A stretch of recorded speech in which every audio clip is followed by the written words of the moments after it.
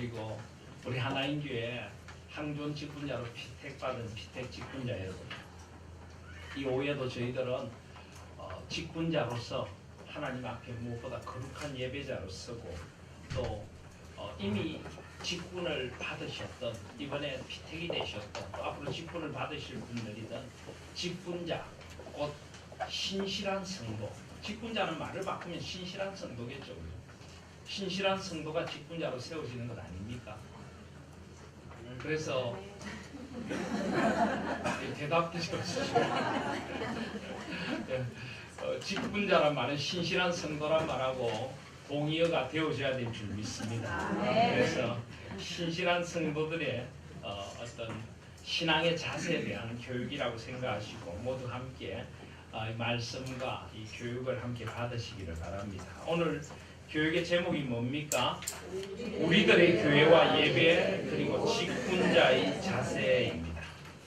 자, 들어가면서 교회와 예배에서 직분자의 자리는 어디일까요? 여러분 자리 어디입니까? 이런 거 생각할 때 또 오늘 나는 늘 내가 앉는 자리에 안 앉았는데, 나는 1분단 중간쯤에 앉는데, 그런 물리적인 자리가 아니라 여러분이 가져야 될 자세, 여러분이 지켜야 할 자리가 어디냐, 이런 말입니다. 오늘 뭐 지금 자기 분단에 찾아가시라 이런 거 아닙니다. 네, 늘 앉는 자리가 아니라 직분자로서 내가 꼭 지켜야 할 신앙의 자리, 삶의 자리를 묻습니다. 자, 여러분은 우리가 교회로 모이는 가장 중요하고 최우선적인 목적이 무엇이라고 생각하십니까? 혹시 여러분 그런 책 아십니까? 목적이 이끌어가는 교회, Purpose Driven Church라고 하는 유명한 책. 미국에서 그 20세기와 21세기를 주도하는 가장 대표적인 교회가 두 교회가 있죠. 일반적으로 많이 알려진 무슨 교회입니까? 하나는 윌로우 크릭 처치라고 하는 그 시카고에 있는 빌 하이벨스 목사님이라고 하는 목사님이 담임하는 유명한 교회가 있습니다. 구도자 예배라든지 아주 그 예배 교회의 본질을 회복하려고, 구도자 예배는 초창기 때 조금 문제가 있었지만 어쨌든 교회의 본질을 회복하려는 교회가 있고요. 또 아주 대중적으로 유명한 교회가 하나 있습니다. 세들백 교회라고 하는 캘리포니아에 있는 릭 워렌 목사님이라고 하는 목사님이 이끄시는 교회인데요. 미국의 가장 대중적으로 유명한 두 교회입니다. 그런데 이 릭 워렌 목사님이 쓰신 목적이 이끄는 교회라고 하는 것이 있습니다. 여러분의 교회는 무엇이 이끌어가고 계십니까? 전통이 이끌어가고 있습니까? 직분자들, 사람이 이끌어가고 있습니까? 무엇이 여러분 교회를 이끌어갑니까? 숫자가 이끌어가고 있습니까? 영향력 있는 누군가가 이끌어가십니까? 아니고 하나님의 목적, 하나님의 purpose, 하나님의 목적이 교회를 이끌어가야 됩니다. 그래서 하나님의 목적이 5가지가 있습니다. 하나님이 교회를 세우신 목적 뭘까요? 제가 우리 교회 와서 여기에는 없습니다. 강의 하나 우리 보셔도 없습니다. 제가 우리 교회에서 강조한 5기둥이 바로 그 리고렌 목사님이 강조하는 5가지와 같습니다. 제가 리고렌 목사님한테 배운 게 아니고 성경과 우리 2000년 교회 전통이 이야기하는 걸 리고렌 목사님이 현대식으로 잘 만들어내기도 했습니다. 그 5가지가 뭘까요? 바로 제가 늘 이야기하는 교회의 5기둥입니다. 교회는 무엇보다 먼저 무엇을 위해 모입니까? 예배를 위해 모입니다. 하나님께 예배드리는 가장 중요한 목적이 있습니다. 그 목적이 우리를 이끌어가야 한다는 것입니다. 리고렌 목사님은 사실 예배보다 먼저 놓는 게 있습니다. 뭘까요? 전도와 선교. 전도와 선교를 통하여서 사람들이 교회로 들어오고 예배를 드립니다. 그렇지만 사실은 예배가 가장 중요한 목적이죠. 그래서 예배가 가장 우선되는 목적입니다. 그리고 두 번째는요, 교제, 친교. 우리가 교회에 모이는 목적은 하나님과 거룩한 교제를 나누고 하나님과의 만남을 나누고 우리가 성도의 거룩한 교제를 나누어서 서로를 세워주고 서로를 하나님 안에서 귀한 사람들로 축복하고 격려하고 서로 돌아보아 사랑과 선행을 격려하는 교제의 목적이 있습니다. 세 번째 목적은 뭡니까? 교육과 양육. 우리가 하나님의 말씀을 배우고 말씀의 사랑으로 깊어져 가고 또 우리의 자녀들, 우리 다음 세대들을 말씀으로 세우고 교회학교, 주일학교 이 교육을 통해서 교회가 말씀을 배우는 그 목적이 있습니다. 네 번째가 뭡니까? 봉사와 헌신입니다. 교회는 서로를 섬기고 이 땅을 섬기기 위해 존재합니다. 이웃들을 섬기고 가난하고 아픈 이들을 섬기고 힘들어하는 이들을 섬기고 이 사회에 하나님의 나라가 임하도록 섬기는 봉사의 목적이 있습니다. 마지막으로 아까 제가 처음에 이야기한 전도와 선교, 복음을 전해서 하나님의 나라가 확장되고 그리스도를 믿는 사람들이 들어오고 구원 얻는 자들이 날마다 더하는 이 5가지 목적이 교회를 이끌어가야 됩니다. 그래서 이 5가지 목적에 우리 교회가 충실한 교회인가? 제가 자주 말씀드리지만 저는 교회 회의나 당회나 교육자 회의나 우리 모임 때마다 재직회나 그럴 때도 늘 우리는 이것을 점검하기를 원합니다. 우리 교회가 정말 온전히 하나님을 예배하는 예배의 공동체인가? 우리 안에 정말 성령의 코이노니아, 성령의 교제가 넘치고 있는가? 우리가 말씀을 배우고 성숙해져가고 다음 세대를 세우고 있는가? 우리가 이웃을 섬기고 봉사하며 주님의 사랑을 나누고 있는가? 우리가 복음을 전하고 열정적으로 땅끝까지 우리가 복음을 전하는 공동체인가? 이 5가지가 하나님께서 교회를 세우신 목적이고 건강한 교회의 표지인 줄 믿습니다. 앞으로 우리 교회가 그 5가지를 잘 세워나가야 합니다. 그래서 어떤 면에서는 직분자를 세우는 가장 중요한 이유도 바로 이 5가지를 함께 세워가기 위함입니다. 은사에 따라서 또 한 사람 한 사람이 모두가 이 5가지를 다 해야 합니다. 균형이 깨어지면 안 됩니다. 직분자라면 당연히 거룩한 예배자가 되어져야 하고 교회의 친교에 들어가서 사람들을 세우고 남전도에 여전도에 교회의 각종 친교에 거룩한 교제를 우선적으로 이끌어가고 섬기는 사람이 되어져야 하고 말씀을 배우고 다음 세대를 세우는 사람들이 되어져야 하고 주신 은사로 봉사하고 섬기는 사람이 되어져야 하고 복음의 증인이 되고 땅끝까지 선교하는 사람들이 직분자인 줄 믿습니다. 그게 우선순위입니다. 회의가 우선순위가 아닙니다. 뭔가 내가 교회를 통해서 무언가를 얻어볼까 그게 아닙니다. 내가 교회를 위해 무엇을 할 것인가 그것이 우리가 중요한 것입니다. 이게 바로 직분자를 세우시는 목적이고 교회의 목적입니다. 자, 그 가운데 오늘 여러분 우리가 교회로 모이는 가장 중요하고 최우선적인 목적이 무엇이라고 생각하십니까? 예배죠. 예배. 무엇보다 우리가 교회로 모이는 목적은 예배입니다. 그 5가지가 다 중요하지만 가장 우선순위가 예배입니다. 그래서 우리는 교회 갈 때도 뭐라고 합니까? 예배 보러 간다. 예배 보러 간다. 예배 보러 간다는 표현은 근데 별로 좋은 표현 아닌 것 같아요. 예배 보러 간다 하니까 예배 와서 예배가 구경꾼이 되는 거예요. 예, 교회도 몇 가지 교회가 있다 그러죠. 그죠? 극장과 같은 교회가 있죠. 극장과 같은 교회. 어떤 교회입니까? 구경 오는 분들. 예배 구경 옵니다. 그래서 목사가 설교를 잘하는가? 찬양대가 찬양을 잘하는가? 이 교회 분위기가 어떤가? 예배 구경하다가 관람료 내죠. 헌금. 관람료 내고. 끝나면 감동적이었어. 별로 마음에 안 들어. 그런 극장과 같은 교회가 되면 안 됩니다. 또 어떤 교회가 있습니까? 공동묘지와 같은 교회도 있습니다. 공동묘지. 예배 드릴 때 전부 다 시체들처럼 예배 끝나면 다시 살아가지고 막 나가는 그게 아니라 교회는 어떤 교회가 돼야 됩니까?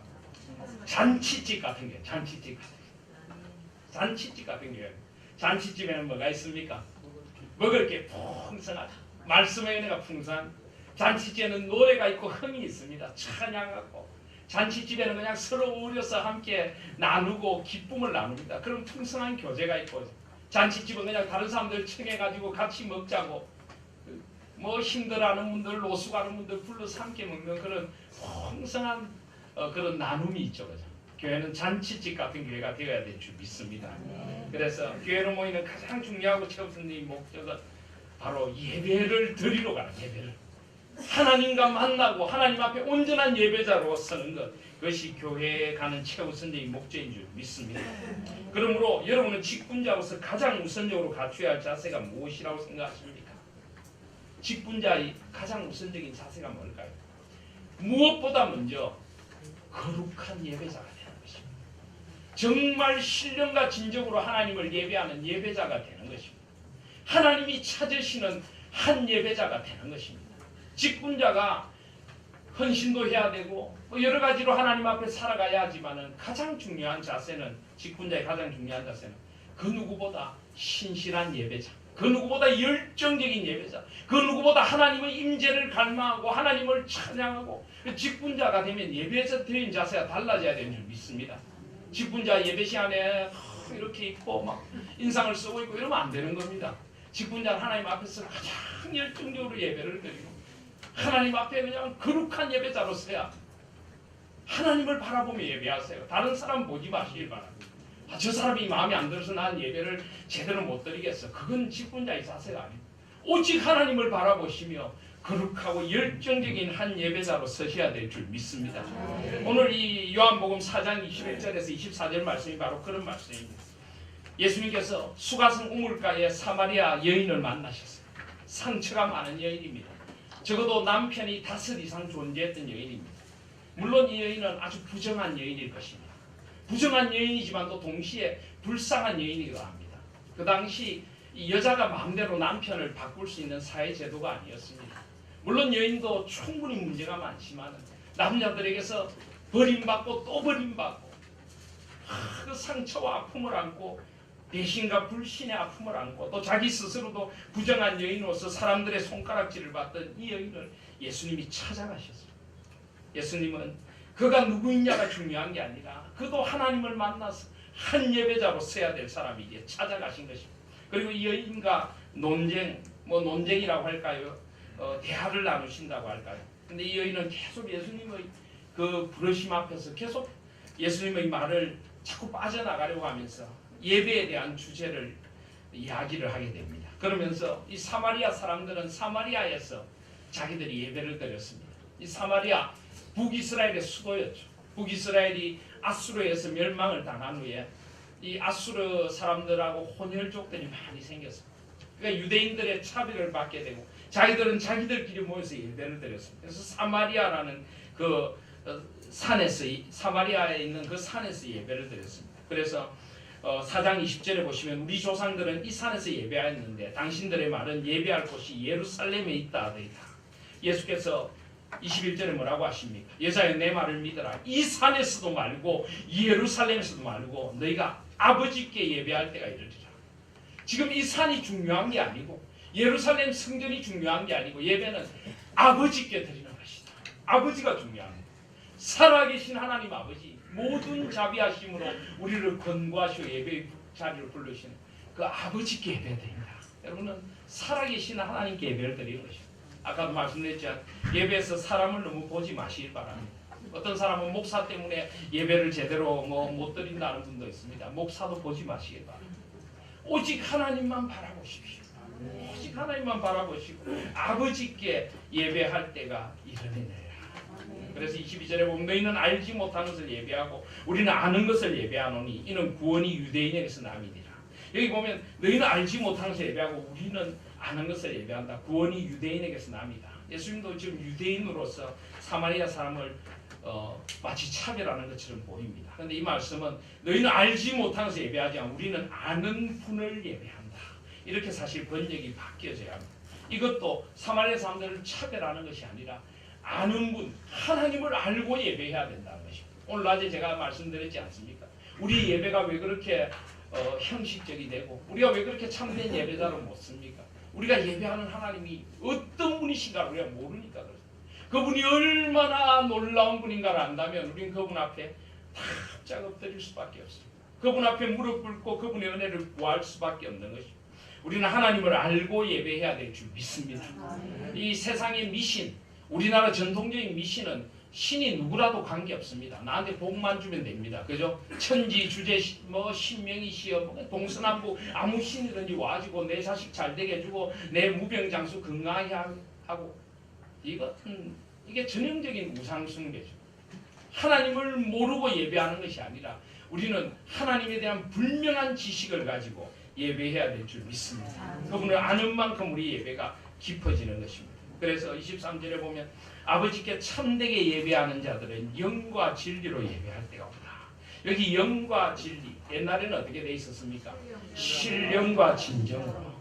옛날 번역도 꼭 틀린 건 아닙니다. 여기 영이라고 하는 것은 지금 여기 영으로 번역해 무슨 성령으로 성령 하나님의 은혜로 성령님의 도우심을 받아 성령 충만한 예배가 돼야 된다. 내 기분이 충만한 예배가 아니라 여러분 예배를 너무 자기 기분에 충만함으로 맞춰가지 마시길 바랍니다. 내 마음에 들면 은혜로운 예배고 내 마음에 안 들면 은혜로운 예배가 아닙니다. 찬양도 내 마음에 들어야 되고 설교도 내 마음에 들어야 되고 예배는 내가 중심이 아닙니다. 성령께서 이끌리고 내가 성령 충만하면은요 그 예배의 자리에 그 예배가 어떠하나가 아니라 나의 예배자로서의 자세가 성령 충만하면 은혜가 넘칠 줄 믿습니다. 찬양 안 해도 눈물이 나고 듣는 말씀마다 가슴에 찔림을 받고 그래서 여러분 표적 설교가 잘하는 설교입니다. 표적 설교가 목사님 전에도 제가 이야기했죠. 전에도 제가 전에 있던 교회에서 설교하고 나면 어떤 분이 와가 이야기를 합니다. 목사님 오늘 설교 저 들으라고 하셨죠. 그럼 제가 뭐라고 할까요? 아니 들으라고 하지 듣지 말라고 합니다. 설교 잘 들으신 겁니다. 찔려야 됩니다. 찔려야 돼요. 목사님 저도 설교하면서 찔려야 되고 찔려야 되는 것입니다. 그래서 하나님 앞에서 영과 진리로 성령의 충만하시고 성령은 우리를 깨닫게 하시는 영이고 회개하게 하시는 영이고 위로하시는 영이고 인도하시는 영이고 그래서 성령 충만한 예배가 되어야 돼요. 진리로 이 진리로 하는 것도 말씀으로 말씀의 진리로 말씀의 그 정하신 대로 말씀을 따라서 말씀에 보면 예배의 원리가 나오고 말씀에 보면은 우리가 어떤 예배자가 돼야 되는지가 나옵니다. 그렇게 해석할 수도 있습니다. 또 여기 영은 성령이기도 하지만은 영혼, 푸니마. 그래서 우리의 영, 여기 영이라고 하는 것은 오늘 제가 낮에 전 존재로 몸으로 예배한다는데 여기 영혼도 그것하고 사실은 같은 의미입니다. 우리의 인간의 그 가장 중요한 요소로서의 영혼. 우리의 육신이 아니라 영혼, 우리의 영적인 그런 예배. 우리의 영혼이 깨어 하나님을 예배하는 그런 깨어있는 예배, 진정한 예배. 그리고 여기 진리하는 것은 진실되게 하는 말도 됩니다. 진실되고 바른 예배가 되어져야 됩니다. 하나님은 이런 예배자를 찾으십니다. 형식적인 예배, 마음은 콩밭에 가 있으면서 몸만 앉아있는 그런 예배. 예배를 하나님께 드리는 게 아니라 내 기분에 맞추려는 그런 예배. 그게 아니라 정말 성령님의 이끄심을 받아 나의 영혼이 하나님을 만나고 정말 진실되게 말씀의 은혜를 누리고 그 하나님이 정하신 바를 따라서 하나님께만 집중하는 예배. 이런 예배. 곧 이때는 아버지께서 자기에게 이렇게 예배하는 자들을 찾으시느니라. 하나님은 영이시니 예배하는 자가 영과 진리로 예배할지니라. 같은 것입니다. 성령으로 진리의 말씀을 따라서 그리고 우리의 영혼, 우리의 전 존재로 그리고 진심으로 진실로 성령과 또 신령과 진정으로 예배해야 되는 것입니다. 하나님은 바로 이런 예배자를 찾으십니다. 그래서 오늘 또 한 가지 질문이 있죠. 여러분은 스스로 생각할 때 하나님께서 찾으시는 한 예배자로 예배드리고 살아가고 계십니까? 하나님은 이런 예배자를 찾는데 우리 하나님께 성도들은 하나님이 찾으시는 예배자 맞습니까? 여러분은 무엇보다 하나님이 찾으시는 예배자로 살아가고 있습니까? 직분자로서 다른 거 다 안 해도 좋은 건 아니고 다 해야 되지만 제일 중요하게 우선순위가 예배입니다. 제가 처음에 생겼던 신광교회 저희 거기에는 그 세대별로 남전도회가 있었어요. 30대 남전도회, 40대 남전도회, 50대 남전도회, 30대 남전도회 거기는 좀 이렇게 작은 공간들이 많아서 전도회별로 방을 하나씩 줬습니다. 30대 남전도회실에 들어가니까 쭉 앞에 써놨더라고요. 다른 것 다 성공 못해도 예배는 성공하고 싶습니다. 아 멋있지 않습니까? 30대들이 얼마나 성공하고 싶습니까? 근데 다른 것 다 성공 못해도 예배에만은 성공하고 싶습니다. 주님. 멋있더라고요.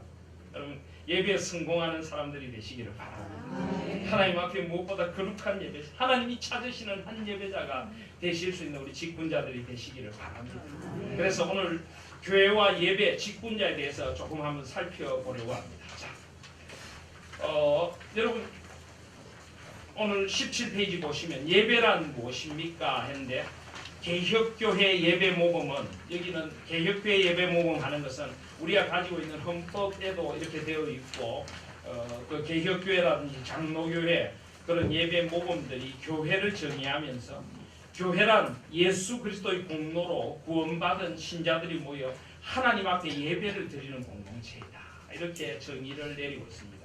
제가 첫 번째 직분자 교육을 하며 교회란 무엇입니까?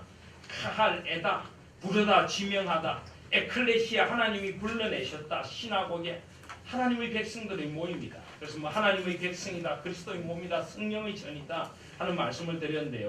교회 정의가 여러 가지가 있는데 이것은 예배가 가장 교회의 중요한 정의다 하는 그런 뜻으로 받으시면 되겠습니다. 20페이지부터 보시면은 제가 헌법에 있는 예배 모금 부분을 좀 제가 거기에 정리를 해놨습니다. 교회 보시면 한번 교회에 대해서 읽겠습니다. 20페이지에 교회란 예수 그리스도의 공로로 구원받은 그리스도인들이 모여 하나님 앞에 예배하는 공동체이다. 교회는 예수 그리스도의 몸으로서 성령의 역사로 말미암아 계속적인 하나님의 말씀이 정확하게 선포되어야 하고 성례를 올바르게 집행해야 하며 권징을 정당하게 시행함으로 그 정통성이 유지되어야 합니다. 교회의 기능입니다. 하나님의 말씀이 정확하게 선포되고 성례, 예배와 성찬과 세례가 말씀에 따라 올바르게 집행해야 되고 권징도 필요합니다. 권징이란 뭡니까? 교회가 죄를 미워하는 것입니다. 우리가 성도들을 사랑하되 죄는 미워해야 합니다. 그래서 권징이 교회의 아주 중요한 요소인 이유가 뭡니까? 교회와 성도들을 악과 죄와 거짓으로부터 보호하고 성결을 지키기 위하여 권징을 하는 것입니다. 또 죄를 짓는 사람들이 그게 죄인 줄 깨닫고 죄를 거치고 죄에서 빠져나오도록 하는 것도 권징의 목적입니다. 그리고 교회가 죄를 미워하는 공동체이고 거룩한 공동체이고 우리 다음 세대들에게 교회의 모습을 반듯하게 바르게 전해주기 위해서도 권징이 필요합니다. 물론 교회에 권징이 없으면 더 좋겠죠. 근데 교회에 대해서 너무 이상적인 생각을 가지시는 것도 문제입니다. 세상에서 가장 죄인들이 많이 모인 곳이 교회인 줄 믿습니다. 아닙니까? 맞습니다, 여러분. 교도소보다 교회가 훨씬 죄인이 많이 모인 곳이란 거 아십니까? 진짜입니다. 저는 교도소에 전도하러 가봤어요. 교도소 가면 죄인 별로 없습니다. 참 억울하다는 사람들밖에 없어요. 그런데 교회 오면은 주님 제가 죄인입니다. 제가 부족합니다. 제가 목사지만 죄가 많습니다. 제가 직분자지만 죄가 많습니다. 그렇지 않아요, 그죠? 교도소보다 죄가 더 많은 것이 교회입니다. 그만큼 죄에 대해서 우리가 민감하고 솔직하단 말이죠. 여러분들이 교도소 계신 분보다 더 악하다는 게 아니고 그만큼 하나님 앞에서 죄를 깨달은 사람들이 모인 곳이다. 오해하지 마시길 바랍니다. 또 우리 목사님도 교도소보다 교회가 더 나쁘다 했다면 그거 아닙니다. 교도소는 전부 다 죄 안 지었다 변명하는데 우리는 솔직하게 하나님 앞에 겸손하게 죄를 고백하는 사람들이죠. 그런데 어쨌든 교회도 아직까지 성화되지 못한 모습들이 있기 때문에 교회도 잘못을 행할 수가 있고 교회 안에도 죄가 있을 수 있습니다. 그러나 그 죄를 그냥 넘겨서는 안 됩니다. 권징을 통해서 교회를 정화하고 교회의 거룩을 보존하고 하나님 앞에서 교회가 거룩한 공동체가 되도록 만들어가야 합니다. 세상 법에서는 죄가 안 되는 것도 교회에서는 죄가 됩니다. 거짓과 불의와 비진리와 공동체를 깨트리는 것, 그 모든 것이 하나님 앞에 죄입니다. 그래서 그런 죄들을 권징을 통해서 교회가 바로 잡아서 교회가 하나님이 원하시는 교회로 유지되어 가도록 하는 것, 이것도 교회의 중요한 기능인 줄 믿습니다. 그래서 그렇습니다. 그리고 예배란 무엇입니까? 그 20페이지 보시면은 예배는 예수 그리스도를 믿음으로 구원을 받고 하나님의 자녀가 된 신자들이 하나님의 은혜에 보답하는 대표적인 행위가 예배입니다. 그래서 하나님의 은혜를 받았다면 우리가 마땅히 예배해야 합니다. 하나님의 은혜에 대한 감사가 돼야 됩니다. 그리고 시간과 공간을 초월하신 하나님은 무소부재하심으로 신자들은 언제 어디서든지 예배할 수 있으나 특별히 성별된 장소에서 주님이 부활하신 주의 날에 함께 모여 공동으로 예배드리는 것이 마땅합니다. 그래서 내가 소속된 교회에서 주일 예배를 드리는 건 기본입니다. 직분자들은 그래야 합니다. 아주 불가피한 사항이 아니면 그래야 하는 것입니다. 하나님 앞에 모여서 예배하고 함께 교회를 세워가야 하는 것입니다. 그리고 예배의 본질은 언약적입니다. 언약의 쌍방은 하나님과 그의 백성입니다. 하나님께서 예배에 기여하시는 부분이 있고 하나님의 백성들이 예배에 기여하는 부분이 있습니다. 예배는 하나님께로부터 오는 복과 말씀 등과 같은 요소들이 있고 하나님의 백성들이 드리는 찬양과 헌금 등과 같은 요소들이 있습니다. 이건 자세히 제가 설명을 해드리겠습니다. 다시 17페이지로 가시면 그래서 교회에 대한 정의 다음에 제일 위에 보시면 금방 예배에 대한 것은 금방 읽었죠. 그 밑에 보시면 곧 예배란 영어의 worship이라고 하는데 worship이라고 하는 말이 영어의 worth 가장 소중하다, 가치 있다는 게 있습니다. 가장 가치 있는 것을 드리는 마음입니다. 그래서 예배란 원적으로 보면 최상의 존재에게 존경과 경의와 찬양과 영광을 드리는 행위로 정의할 수 있습니다. 우리 예배를 받기에 합당하신 그분 앞에 내가 드릴 수 있는 최고의 존경, 최고의 경의, 최고의 찬양, 최고의 영광을 드리는 행위가 예배인 것입니다. 그리고 삼위일체론적으로 보면 예수 그리스도를 통해서 나타난 하나님의 구속의 언약과 은혜를 깨닫고 성령님을 통하여 성삼위 하나님께 영광과 존귀를 드리는 것이 바로 예배다 할 수 있습니다. 그래서 하나님께서 우리를 구원하기로 작정하시고 예수 그리스도를 통해서 우리를 구원하셨고 성령님께서 우리에게 믿음을 주셔서 우리는 이제 예배자로서입니다. 예수 그리스도를 통해서 삼위 하나님 앞에 예배자로 나가고 하나님께 예배드리며 성령의 도우심을 통해 예배하는 것입니다. 그래서 예배자 입장에서 보면 예배란 자신이 받은 구속의 은총에 대해 은총의 주인이신 성삼위 하나님 앞에 나와 감사와 보답의 표현을 하는 것이며 성삼위 하나님께서는 찬양을 받으시고 그의 교회는 축복을 받는 하나님과 하나님의 언약 백성 사이의 언약적 만남이다. 이렇게 볼 수 있습니다. 그래서 제가 자주 말씀드린 것 같은데요. 저를 잠깐 보시면요. 예배는 만남의 사건입니다. 그래서 하나님께서 우리를 만나러 찾아오십니다. 그래서 우리 교회 예배는 예배 시작할 때 뭘 합니까? 축도를 하죠. 그래서 기도가 아니라 성삼위 하나님께서 우리를 예배로 부르시고 우리가 성삼위 하나님의 부르심 앞에 예배자로 씁니다. 그래서 하나님께서 우리를 부르십니다. 그러면 우리는 거기에 대해서 뭘 합니까? 응답으로 찬양과 고백을 합니다. 하나님 앞에 찬양을 드리고 우리 신앙을 고백합니다. 그러면 하나님께서 다시 우리에게 말씀으로 찾아오십니다. 말씀 교도. 그러면 그 말씀을 깨닫고 우리는 뭘 합니까? 하나님 앞에 회개를 올려드립니다. 그럼 하나님께서 우리의 죄를 용서해 주시고 우리에게 설교 말씀을 주십니다. 그 말씀에 대해서 우리는 뭘 합니까? 하나님의 그 말씀에 대해서 헌신하면서 예물을 올려드립니다. 그리고 그 백성들을 하나님께서 파송해서 세상 속의 예배로 내어보내십니다. 하나님과 우리 사이에 이 만남 이해가 되십니까? 하나님께 찾아오시고 찬양하고 말씀하시고 회개하고 말씀하시고 헌신하고 하나님께서 우리를 축복해서 세상을 향해 내어보내십니다. 이런 언약적 사건, 쌍방의 만남 이것이 예배입니다. 이것이 우리를 만나주시는 것이 예배인 것입니다. 그래서 반드시 있어야 하는 예배의 요소는 무엇입니까? 근데 개혁교회 예전 예식서에 하면 예배는 회중을 찾아오시는 하나님의 은혜로운 임재와 그에 대한 회중의 감사의 응답으로 이루어지며 인내, 말씀, 응답의 세 가지 기본 구조를 반드시 가져야 합니다. 인내, 회중은 성삼위 하나님의 부르심으로 말미암아 그분의 임재 앞에 모여 예배드리게 됩니다. 찬송을 통해 예배의 자리로 불러주신 은혜를 감사하며 거룩하신 하나님 앞에서 자신의 죄와 연약을 고백합니다. 말씀, 성삼위 하나님은 말씀을 통하여 회중을 찾아오십니다. 말씀에는 들리는 말씀, 성경 봉독, 설교와 보이는 말씀, 성찬이 있습니다. 성삼위 하나님은 이러한 말씀을 통해 자신을 계시하시며 은혜 가운데 하나님 자신을 우리에게 나타내 주시며 우리들을 만나 주십니다. 그래서 응답합니다. 회중은 말씀으로 찾아오시는 성삼위 하나님 앞에 감사로서 응답하며 자신을 들여 헌신하게 됩니다.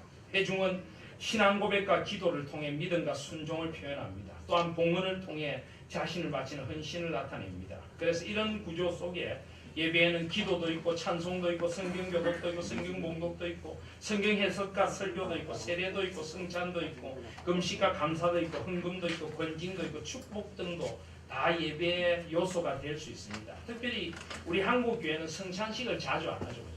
성찬식을 조금 자주 할 필요가 있습니다. 보통 교회들이 뭐 2번, 3번 이렇게 하는데 우리 교회는 제가 오고 난 뒤 6번으로 늘렸습니다.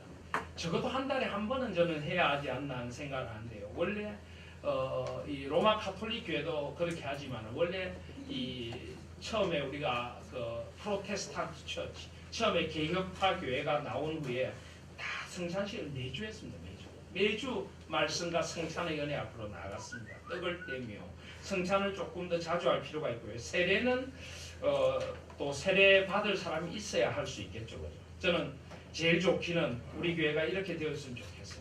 매월 마지막 주에 세례식을 했으면 좋겠어요. 한 달에 적어도 한 사람 이상은 세례받고 예수님 믿는 새로운 사람이 들어오죠. 그리고 매월 첫째 주에 성찬식을 했으면 좋겠어요. 세례받은 사람이 첫 성찬식에 참여하고 온 성도들이 매월 첫째 주에 성찬의 연회 앞으로 나가 그 한 달을 성찬의 연회로 살아가고 멋있습니까? 그런 교회 한번 해보시지 않겠습니까? 그럼 여러분들이 매월 적어도 한 명 이상은 전도해가지고 세례받도록 하셔야 됩니다. 자신 있으십니까? 저는 세례를 주고 성찬하는 거 자신 있습니다. 한번 해보시겠습니까? 저는 우리 교회가 그런 교회가 되어지기를 간절히 원합니다. 생명의 역사, 성찬의 연회가 넘치는 그런 교회. 그래서 우리 교회의 예배의 내용은 그 의미는 무엇입니까? 근데 우리 교회 예배는 제가 이 예배 순서를 만들었습니다. 물론 기존 예배 순서와 특별히 많이 다르지 않습니다만은 제가 전 세계 교회들을 보면서 또 제가 외국에 있을 때 경험한 개혁교회 예전을 중심으로 해서 만드는 것입니다. 그래서 우리 하나인 교회는 개혁교회 예전의 근간이 되는 개혁교회 전통적인 예전을 기본들로 하여 역사적인 개혁파 개혁교회 예전들과 함께 호흡하는 예전으로 예배를 드립니다. 먼저 우리 교회 예전의 두드러진 특징은 예배에 있어 성삼위 하나님의 주권을 강조합니다. 교회의 주가 되셔서 주님의 몸된 교회를 이끌어가신 성삼위 하나님께서 예배를 통하여 우리를 만나주시고 회복시키시며 가르치시고 헌신하게 하시며 복 주신다는 예전의 성삼위 하나님의 중심성이 강조됩니다.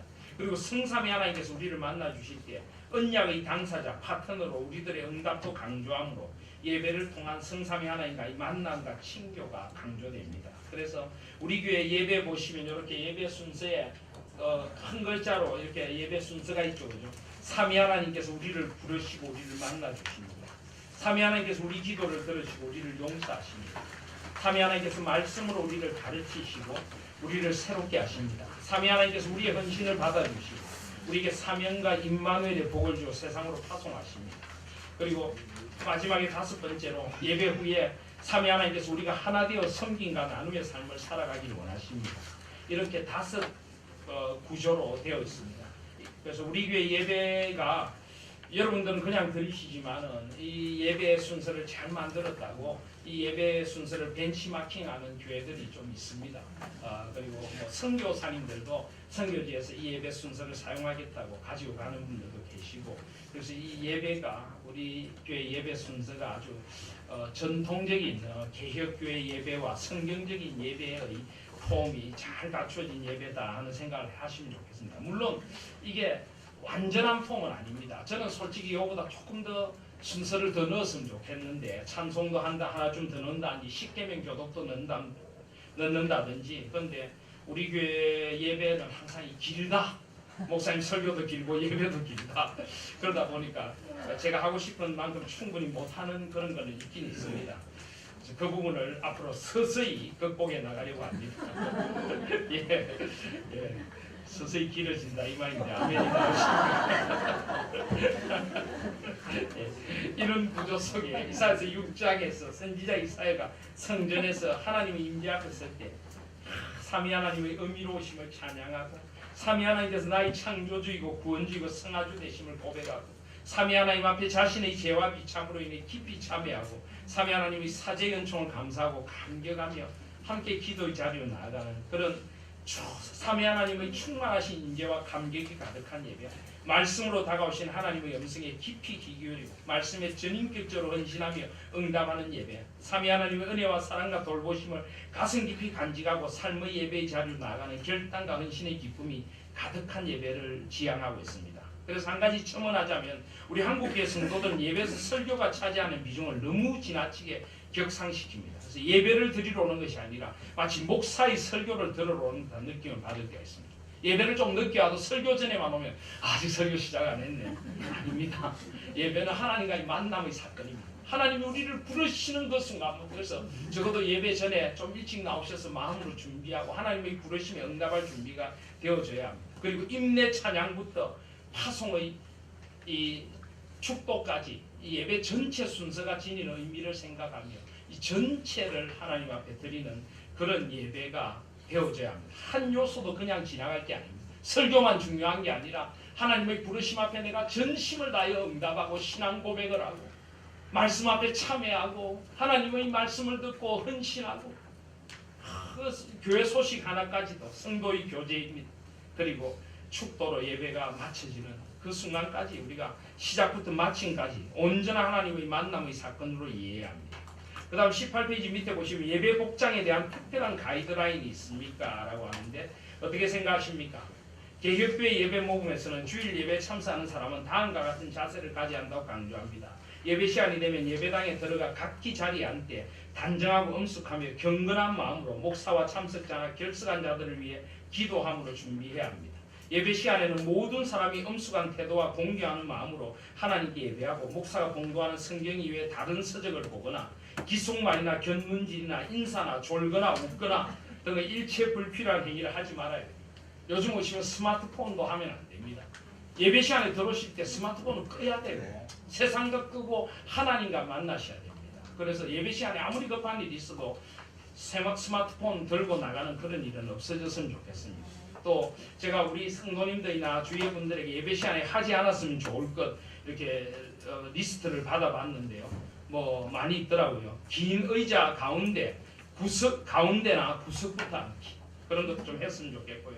찬송을 건성으로 부르지 않았으면 좋겠고 볼펜을 껐다 켰다 안 했으면 좋겠고 볼펜 돌리기 안 했으면 좋겠고 예. 그 다음에 휴대폰 문자 보내고 카톡 하는 것 예배 시간에 휴대폰 계속 보고 있는 것 주보에 낙서하는 것 다리 떨고 꼬고 있는 것 귓속말 하는 것 예. 그 다음에 예배 기후비고 콧구멍 파는 것 이건 좀 본능적인 것 같은데 어쨌든 안 하는 게 좋겠답니다. 목 돌리고 기지개 켜고 하품하고 거울 보고 그리고 예배 시간에 민소매나 슬리퍼를 신고 오거나 짧은 반바지를 입거나 파진 티셔츠를 입거나 이런 것들은 하지 않았으면 좋겠다. 이런 여러 가지 의견이 있더라고요. 여러분 물론 예배 형식이 예배의 내적인 마음보다 더 중요한 건 아니지만 그래도 예배자로서 갖춰야 될 그런 것이 있습니다.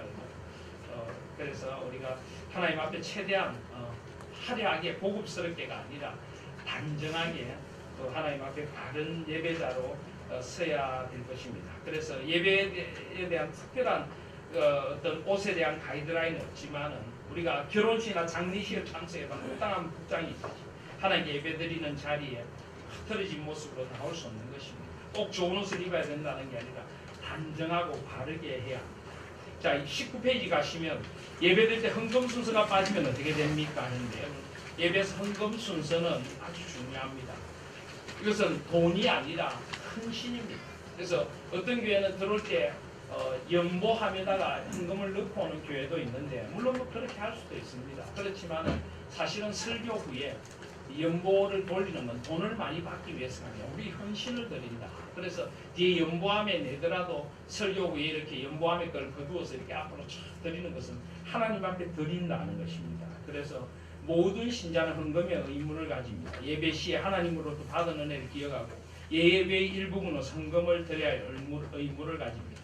헌금은 성경이 가르치는 원리를 따라 11조와 헌물로 구분하되 11조는 교인의 당연한 의무이며 그 외에 감사헌금, 주일헌금, 기타 건축, 구제, 성경헌금 등 우리가 헌금을 드리는 것입니다. 그런데 여러분 제가 최근에 어떤 책을 보니까 이런 이야기가 있더라고요. 11조는 헌금이 아닙니다. 11조가 헌금이 아니라 뭘까요? 11조는 신앙의 고백입니다. 모든 것이 하나님께로부터 왔다는 고백이고요. 10의 1조를 하나님께 드려도 하나님이 나를 돌봐주시고 살아가게 해주실 것이라는 신앙의 고백입니다. 남자들 이렇게 군대 가면은 이렇게 고공 점프하잖아요. 위에 뛰어내리는데 제일 무서운 이 높이가 10m 정도. 인간이 가장 공포감을 느끼고 어떤 분은 11조도 너무 공포스러워합니다. 이거 내면 꼭 죽을 것처럼. 하나님을 그렇게 못 믿으십니까? 그래서 나의 모든 소유가 하나님의 것이라는 고백, 신앙 고백의 행위입니다. 그래서 10의 1조는 반드시 드려야 합니다. 직분자는 반드시 드려야 합니다. 헌금의 문제가 아닙니다. 저는 여러분들 헌금의 이야기를 하는 것이 아니라 모든 것이 하나님께로부터 왔다는 고백을 드릴 수 있는 것. 그리고 하나님 앞에 드리고 내가 하나님께서 모든 것을 책임져 주실 것이라는 고백. 사실은 10분의 1만 하나님의 것이 아니라 모든 것이 하나님의 것이죠.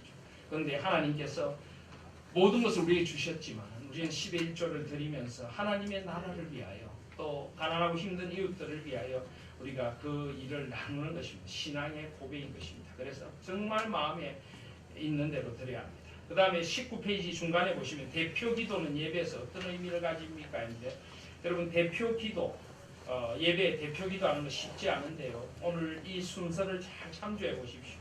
대표 기도에는 경배와 감사와 자복과 간구와 중보가 있습니다. 먼저 하나님께 세상을 창조하시고 섭리하시는 가운데 예수 그리스도 통해 하신 일, 성령님의 역사 속에서 나타낸 영광과 완전하심을 경배해야 합니다. 삼위 하나님의 영광을 찬양하는 기도를 드려야 합니다. 그리고 하나님 앞에 감사해야 합니다. 각양 은혜를 감사하고 교회를 인하여 감사하고 나의 삶을 인하여 감사합니다. 그리고 자복하고 하나님 앞에 죄를 회개하고 그리고 간구해야 합니다. 교회와 나라와 또 이웃들과 하나님 앞에 직분에 즐거이 충성할 수 있는 능력을 주시고 그리고 세상을 중보해야 하는 것입니다. 그래서 대표 기도에 대해서는 여러분이 거기에 보시면은